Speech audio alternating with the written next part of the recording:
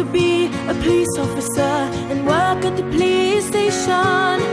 I want to be a teacher and work at a school.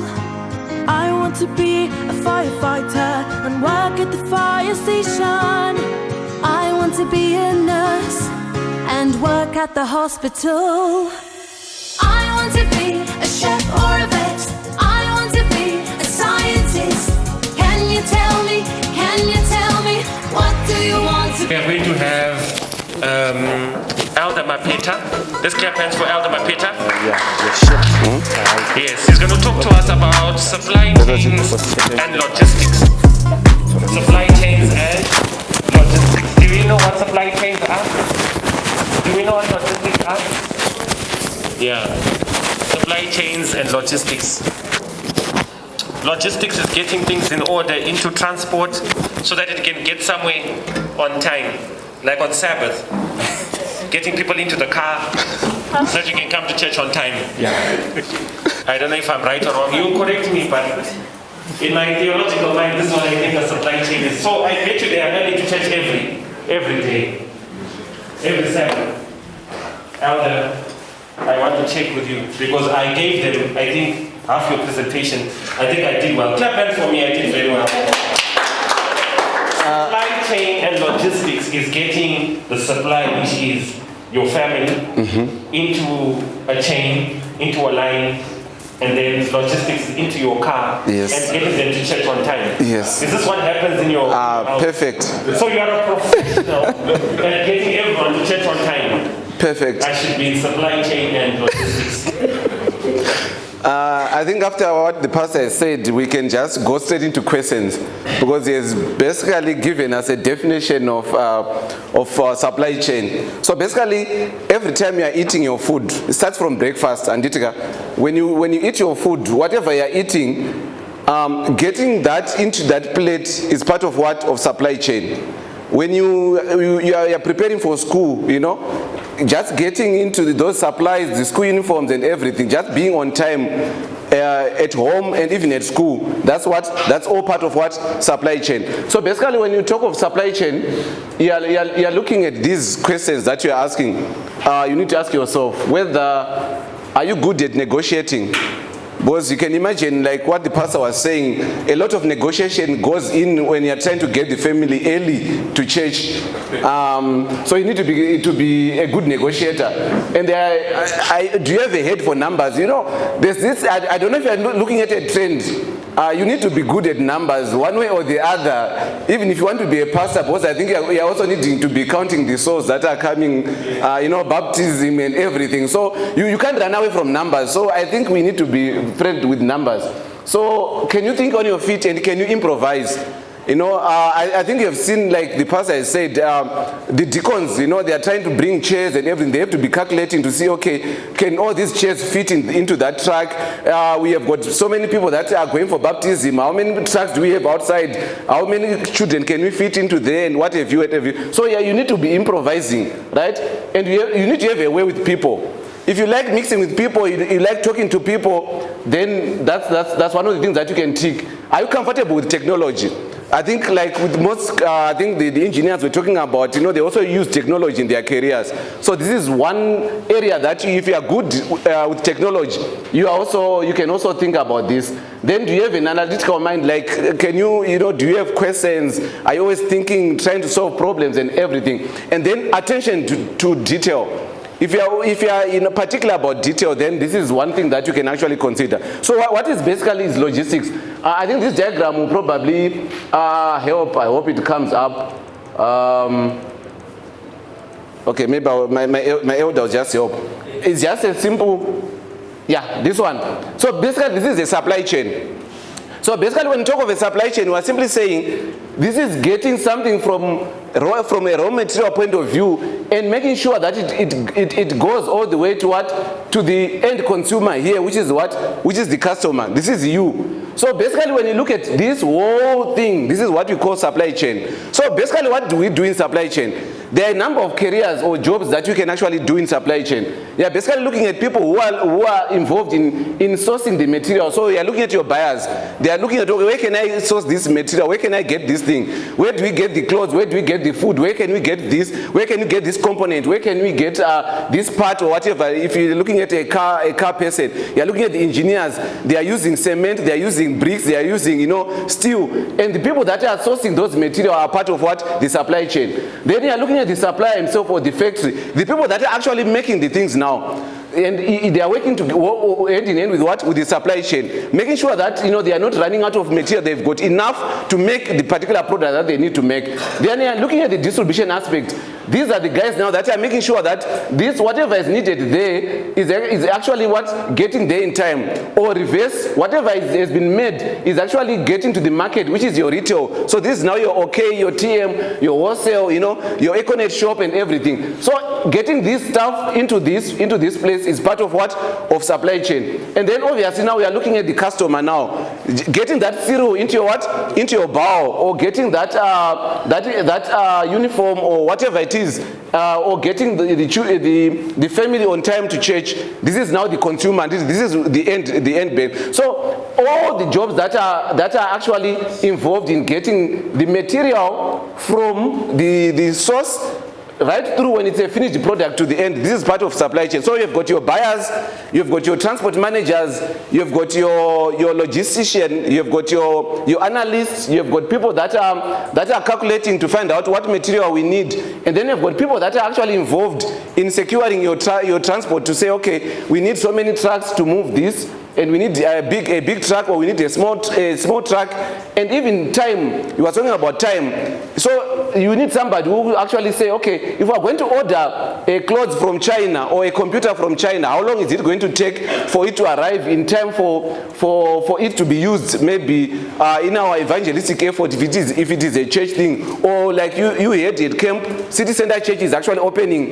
Remember the church that you are building there. So somebody has had to actually think to say, okay, we're ordering chairs that we need to fit into that church. When we are going to open on the 20th or 26th of November, everything needs to be what? To be in place. So it's all part of what? Logistics and what? And supply chain. So what subjects do you need to study? Obviously, somebody can say the obvious one. You need to do maths, right? But although you can get away with not doing maths, but you need to do maybe accounts. So you need a numerical or what? Subject. It's either maths or what? Or accounting, isn't it? And then you also need commercial subjects like your accounting, your economics. Geography also is also a good subject that you can also do. Economics is also a good subject. Commerce is also one subject that you can actually do.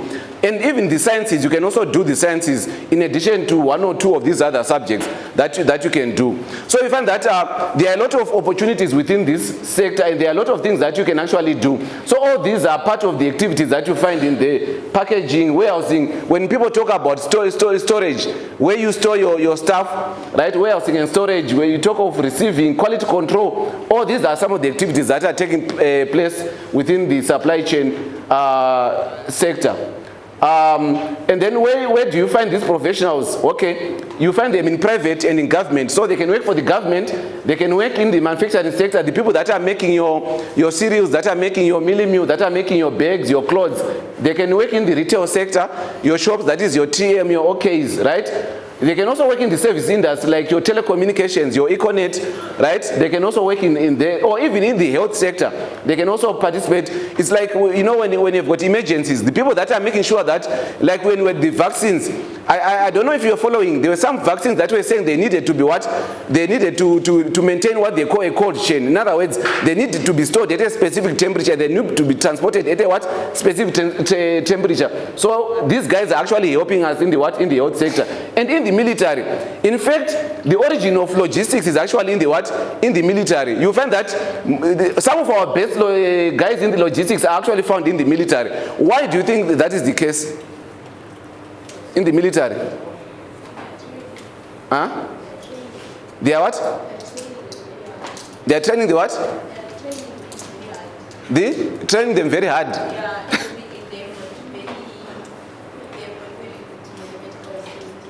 Okay. It's more to do with the movement, yes? Okay, it's about the movement. So you see, in terms of war, you find that you need to be very strategic. Number one, your weapons, you might actually have so many weapons, but if you're not able to put them where they are used to the best of their ability, then you can actually lose the war. So you've got these guys that are actually able to say, okay, we need so many machine guns at this particular point, we need so many armored vehicles at this particular point, we need to move food. For our troops, we need to move this certain number of people from point A to point B. So most of these guys that are actually trained in logistics are actually in the military. And I think in church we have got our deacons. I think they need also to take part in this course. And so we've got a number of courses that are actually on offer. Most of our colleges, they actually offer what they call supply chain courses, or some of them are called purchasing and supply courses. So you don't necessarily need to go to university for you to enter into this field. You can even go from O level, you can actually go into your technical colleges and you do a diploma or your national certificate, and then you can actually move through the ranks. But if you want to go to university, you can actually go and do a commercial degree, but you specialize probably in supply chain or in logistics and supply. Nowadays you find that like in government there is now a law that actually says people that are doing procurement in government, they actually need to have done a supply chain course, or they need to be certified supply chain professionals. Because they've realized that people were simply buying things wastefully. In other words, they were paying a high price for most of the things. So as a government, we're actually losing out. So they have actually said we need these professionals in these sectors. But you find them in all sectors. So in a nutshell, I think this is what you call logistics and supply. Is it an interesting job? Yes, it is, depending on where you are. For example, if you work with the transport as an example, it's a 24-hour job. Most of the transporters, they actually travel overnight. That's the reason why if you send your parcels, there are people that actually do it overnight. Like you want to send something to Blue Whale, somebody, you actually go to maybe to Swift, and you find in the morning somebody will be receiving the parcel that side. So it means shipping has been going on overnight. So if you are working in the transport sector, for example, it means you are probably tracking the movement of that parcel. And it means you are actually going to be working all those hours. But there are other sectors where you can actually work day job. For example, if you are buying, you are maybe negotiating with somebody during the day. So these are normal working office hours. So it means you find even the females, we've got a lot of female professionals in this sector, just like we have got the male. So it's not discriminatory. You can actually find either males or females in the sector. Right, I don't know if there are any questions. So these are just some of the professional bodies that we find. So I was just talking about the qualifications there. Then you've got some professional bodies like your Chartered Institute of Purchasing and Supply and your Institute of Logistics and Transport. Those are some of the professional bodies that we find international and also present here in Zimbabwe that you are part of. And this is all part of some of the things that you see, just some of the warehouses and the machinery. Those are your delivery trucks there. That are there, so you get a picture of the environment that you'll be working in. Thank you so much. Was that made simple? Anyone wants to own a bonnet? Put up your hand if you want to have a bonnet when you grow up. Yes. So it's one of the professions that they can do. Yes, actually it means as an entrepreneur you can start your own business. You have got your fleet of trucks and you've got your guys here that are doing farming, and you can be carrying stuff for them. So that's part of all supply chain. Right, since it's being recorded, I don't know whether to ask this one. How many of us want to have our own shika as we grow up? In fact, how many parents have their own shika right now? Okay, yeah, I'm asking for others who are not here. Our school runs, are they legal? Yes, illegal, I don't yes. know. But those are certain type of logistics. Definitely. 3 questions, 3 hands. No questions will come after these hands. 3 hands, 1, 2. My condolences, that hand has gone up. So okay, so I'll say 1, 2, 3, 4. Right, only these 4. Let's start at the back. Since you have to be analytic, is literature a subject you could do? Literature. And since you have to be analytical, Yeah, it's a subject that you can do. literature is one of the subjects. In addition, like we said, those are complementary subjects. At least if you have got literature and then you do any one of those other subjects, it's still fine. You can also do well. Next question. What does your job then on the ingredients, on shown on packaging, why is it some materials do not have ingredients, or what is used to make the material? Is that consumer rights? Okay. Did you just ask about consumer rights? I want to check it. Are your parents here? Where are they? Please point to. Oh, this is your parent. Oh, so it's a father-daughter thing. We have a father-daughter moment. Father, please Okay. answer us why our rights are being infringed on the paper bag. Okay. I think we have got a marketer that is going to come after, and I think they are going probably to touch on that. But in short, basically you find that there are laws that govern certain materials. Like when it comes to foodstuffs, it's actually at law, those ingredients have to come through. But if it's for other material, for other products, it's not explicit. So the only problem that we have got in this country is that maybe it comes down to enforcement, where the government is actually not I think there's what they call a Consumer Rights Act. It's actually hasn't been signed into law yet. It's actually under discussion. So when that one is signed into law, you find that it becomes a crime for somebody not to put all those things that are supposed to be put on the label, so that as a consumer you know what's getting into those products. But yeah, it's supposed to be there as part of the consumer rights. Thank you so much. I'm glad you only asked two. The third one, just process it. And the third hand, yes. From the supply chain to the customer, which parts are you In the supply chain, from raw materials to customer, where are you? Okay, I'm in the distribution part, where you find that I'm actually in between, where I'm actually linking with the guys that are manufacturing, and I'm making sure that the product gets to your wholesale or your retail shops. So I'm in between. So it's the distribution part. So you supply okay for us? Yes, I supply okay for you. So he's the one that brings cheap food for us? But when it's not there, it's not my fault. Yeah, so I was getting there. Next time you find Mr. Mpeta, it's because of him. I'll give you his number. Like when you call him, he'll deliver it to you, okay? Yes. Last one? Why is it when you buy your chips and when you open your Now this is a very profound question. Since you are the one who brings the chips to the wholesale, we have a very important question here that is traumatizing. She's asking, why is it that every time we open chips, there's more air than the chips? Is it that you were not patient enough to wait for them to be filled up? Please explain to us why our chips are half full. Right. As a supply chain, I'm actually interested in that question as well. And the people that are going to give us answers, at least they are here, they are the engineers, the people that are making. Because I'm actually an interface. As a supply chain, I'm making sure that the consumer gets the right product at the right time, in the right quantity. So I'm actually on your side. So I also want an answer to that question as well. So we're going to keep that very profound question. I think that's the most profound question I've heard today.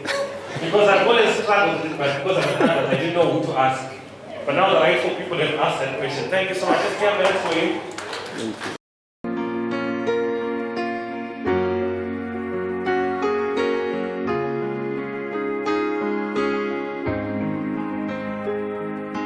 I want to be a police officer and work at the police station. I want to be a teacher and work at a school. I want to be a firefighter and work at the fire station. I want to be a nurse and work at the hospital. I want to be a chef or a vet. I want to be a scientist. Can you tell me, what do you want to be? What do you want to be? What do you want to be? What do you want to be? Can you tell me? A chef, a teacher, a firefighter, a scientist or an astronaut, a police officer, a doctor or a nurse. When